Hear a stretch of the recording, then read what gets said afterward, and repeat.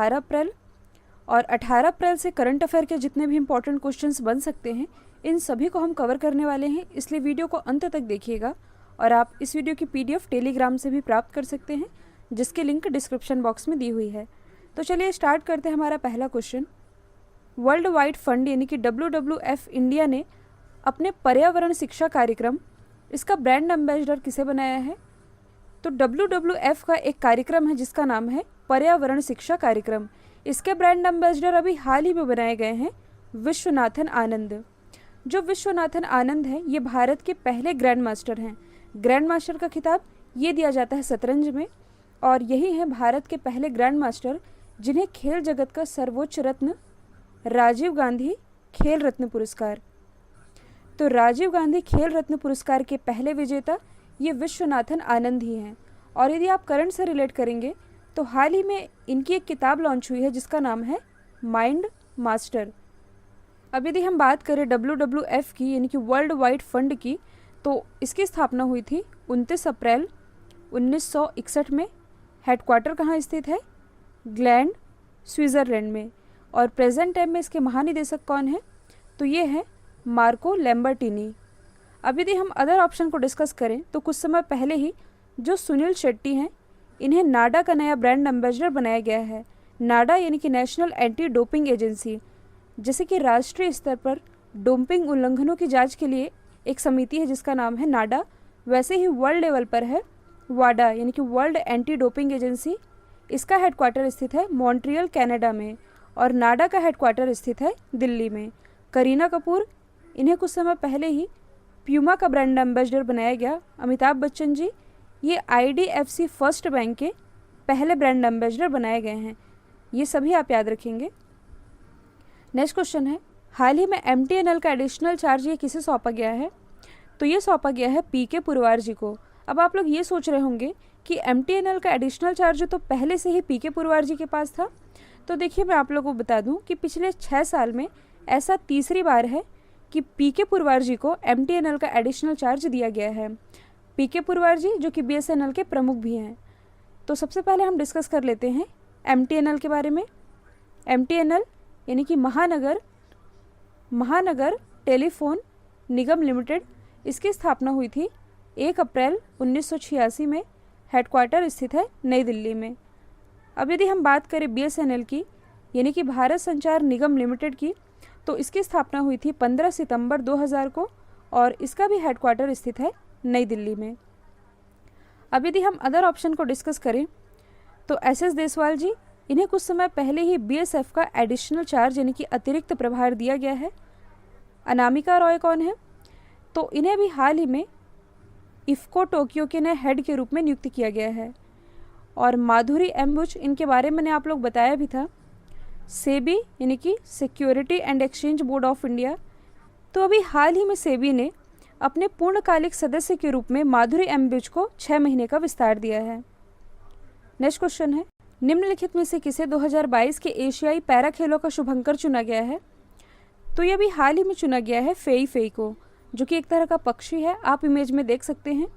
अब यदि हम बात करें एशियाई खेलों की, तो मैंने आप लोगों को बताया भी था, यह आयोजित किया जाएगा होंगजू, चाइना में। और कब आयोजित किया जाएगा? 2022 में। जो एशियाई खेल हैं ये प्रत्येक 4 वर्ष में एक बार आयोजित किए जाते हैं। इसका जो पिछला एडिशन रहा था ये रहा था 2018 में, जिसे कि होस्ट किया था जकार्ता और पोलमबर्ग ने।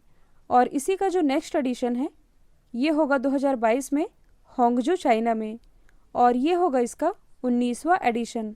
तो एडिशन भी आप याद रखेंगे। और इसी के लिए शुभंकर चुना गया है फेई फेई को। और यदि हम अदर ऑप्शन को डिस्कस करें तो द स्मार्ट ट्रिपल, जो टोक्यो ओलंपिक होने हैं 2020 में होने थे, लेकिन कोरोना वायरस के कारण पोस्टपोन करके 2021 में कर दिए गए हैं। तो टोक्यो ओलंपिक का शुभंकर चुना गया है द स्मार्ट ट्रिपल को। इसके बाद जो 36वें राष्ट्रीय खेल होंगे यानी कि 36 नेशनल गेम्स, ये कहाँ होंगे? गोवा में। और इसी के लिए शुभंकर चुना गया है रूबी गुला को। 80 ये शुभंकर रहा था फीफा वुमेन वर्ल्ड कप का, जो कि आयोजित किया गया था 2019 में। नेक्स्ट क्वेश्चन है, किस राज्य सरकार ने होम डिलीवरी सेवा शुरू करने के लिए सीजी हार्ट वेबसाइट लॉन्च की है? तो ये वेबसाइट अभी हाल ही में लॉन्च की है छत्तीसगढ़ के मुख्यमंत्री भूपेश बघेल ने। और जो भूपेश बघेल जी हैं, इन्होंने लॉकडाउन के दौरान फलों और सब्जियों की होम डिलीवरी के लिए ये सुविधा शुरू की है और इसी के लिए सीजी हार्ट वेबसाइट को लॉन्च किया गया है। अब यदि हम बात करें छत्तीसगढ़ की, तो राजधानी क्या है? रायपुर। रायपुर में ही स्थित है नया रायपुर, जिसका नाम बदलकर कुछ समय पहले ही किया गया है अटल नगर। यहाँ की राज्यपाल कौन है? तो ये हैं अनुसुईया उइके। और छत्तीसगढ़ के अंबिकापुर में ही भारत का पहला गार्बेज कैफ़े स्थापित किया गया है। और छत्तीसगढ़ में कुछ इम्पॉर्टेंट नेशनल पार्क है जो कि एग्ज़ाम का पार्ट बनते हैं।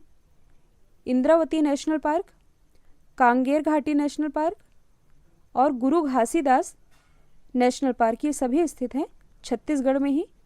यहाँ से लोकसभा सीटें हैं 11, जबकि राज्यसभा सीटों की संख्या है 5। नेक्स्ट क्वेश्चन है, हाल ही में पूछा डिकंटेक्टिंग एंड सैनिटाइजिंग टनल किसने डेवलप किया है? तो ये डेवलप किया गया है ICAR के द्वारा, यानी कि Indian council of agriculture research के द्वारा। और ये जो टनल है ये 20 सेकेंड के सैनिटाइजिंग प्रोटोकॉल को ध्यान में रख करके तैयार किया गया है। इसका मतलब मैं आप लोगों को समझा दूं कि इस सैनिटाइजिंग टनल में हैंड वॉश के लिए पैर से साबुन और पानी निकलने के साथ साथ इस टनल से जो भी व्यक्ति गुजरेगा उस व्यक्ति पर फॉगिंग की जाएगी और फॉगिंग करके उन्हें सैनिटाइज किया जाएगा। और ऐसा ही एक टनल है जिसे ICAR ने डेवलप किया है। अब यदि हम बात करें ICAR की, यानी कि Indian council of agriculture research, इसकी स्थापना हुई थी 16 जुलाई 1929 को। हेडक्वार्टर स्थित है नई दिल्ली में और प्रेजेंट टाइम में इसके अध्यक्ष कौन है? तो ये हैं नरेंद्र तोमर। नरेंद्र तोमर जो कि प्रेजेंट टाइम में हमारे कृषि मंत्री हैं और इनकी कॉन्स्टिट्यूंसी है मुरैना, मध्य प्रदेश। अच्छा, ये तो है अध्यक्ष, लेकिन इस सैनिटाइजिंग टनल का उद्घाटन किया गया कैलाश चौधरी जी के द्वारा। कैलाश चौधरी जो कि केंद्रीय कृषि एवं किसान कल्याण राज्य मंत्री हैं, इन्होंने ही इस टनल का उद्घाटन किया गया जो कि डेवलप किया गया है ICAR के द्वारा। नेक्स्ट क्वेश्चन है, हाल ही में किस देश में हुए संसदीय चुनावों में राष्ट्रपति मून जे इन ने जीत हासिल की है? तो देखिए, अभी हाल ही में जो साउथ कोरिया में चुनाव हुए थे, इसमें मून जे इन ये बन गए हैं राष्ट्रपति, ये रहे थे विजेता। अब यदि हम बात करें साउथ कोरिया की, तो यहाँ की कैपिटल क्या है? सियोल। करेंसी है south Korean von. South Korea से रिलेटेड एक मोस्ट इम्पॉर्टेंट फैक्ट आप याद रखेंगे, जो साउथ कोरिया है ये 5G नेटवर्क लॉन्च करने वाला विश्व का पहला देश है। आप इमेज में देख सकते हैं साउथ कोरिया को, ये पूर्वी एशिया में स्थित है। और कुछ समय पहले ही साउथ कोरिया गवर्नमेंट के द्वारा भारत के प्रधानमंत्री नरेंद्र मोदी जी को सियोल पीस प्राइज़ यानी कि सियोल शांति पुरस्कार से भी सम्मानित किया जा चुका है। नेक्स्ट क्वेश्चन है, हाल ही में किस राज्य के वैज्ञानिकों ने कोविड-19 वायरस का जीनोम सीक्वेंस खोज निकालने का दावा किया है? तो ये दावा किया गया है गुजरात के द्वारा। गुजरात के GBRC यानी कि गुजरात बायोटेक्नोलॉजी रिसर्च सेंटर, इसी के वैज्ञानिकों ने ऐसा दावा किया है। और इसके लिए इन्होंने 100 कोरोना पॉजिटिव यानी कि 100 अलग अलग कोरोना पॉजिटिव पेशेंट के सैंपल लिए थे। इसके बाद इस पर शोध किया गया था और शोध करने के बाद इन्होंने ऐसा दावा किया है कि कोविड-19 वायरस का जीनोम सीक्वेंस खोज निकाला गया है। अब यदि हम बात करें गुजरात की, तो यहाँ की राजधानी क्या है? गांधीनगर। गांधीनगर कॉन्स्टिट्यूंसी है अमित शाह जी की, जो कि प्रेजेंट टाइम में हमारे गृह मंत्री हैं। मुख्यमंत्री कौन है? विजय रूपानी। गवर्नर है आचार्य देवव्रत। यहाँ से लोकसभा सीटें आती हैं कुल 26, जबकि राज्यसभा सीटों की संख्या है 11। यहाँ कुछ इम्पॉर्टेंट नेशनल पार्क हैं, जैसे कि ब्लैक बक नेशनल पार्क, गिर national park, marine national park और वंसदा नेशनल पार्क। ये सभी स्थित हैं गुजरात में ही। साथ ही भारत की पहली रेलवे यूनिवर्सिटी ये स्थापित की गई है वडोदरा, गुजरात में ही। नेक्स्ट क्वेश्चन है, किस संस्था के मुताबिक कोरोना वायरस महामारी के कारण इस साल एशिया की आर्थिक वृद्धि दर शून्य रह सकती है?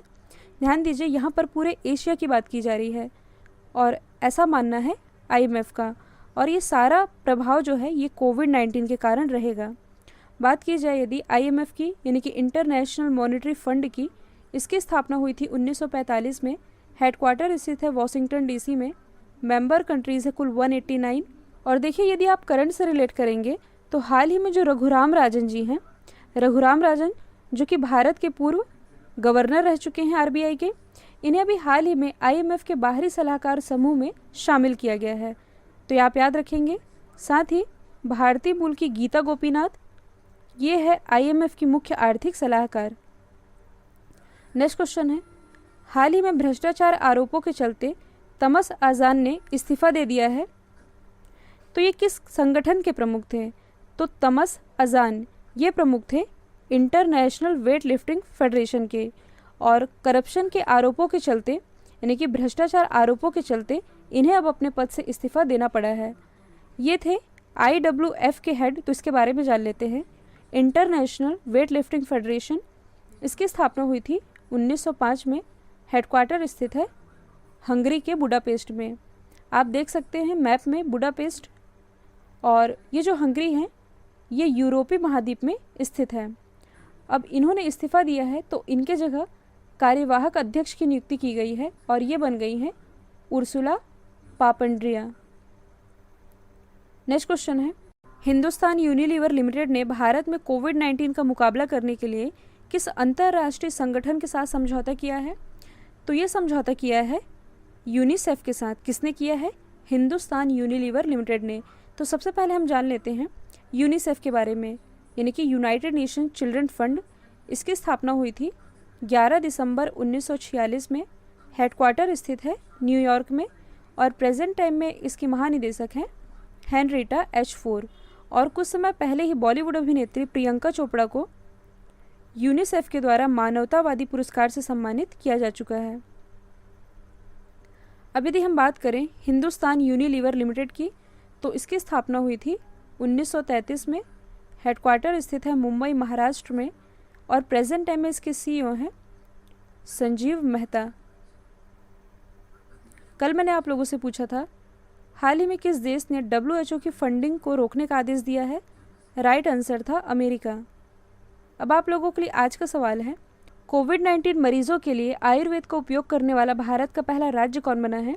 तो इसका जो भी आंसर है कमेंट बॉक्स में ज़रूर दीजिएगा, और प्लीज़ इस वीडियो को एक लाइक और एक शेयर ज़रूर कीजिएगा, क्योंकि वीडियो बनाने में बहुत मेहनत लगती है। इसलिए वीडियो को ज़्यादा से ज़्यादा लाइक कीजिए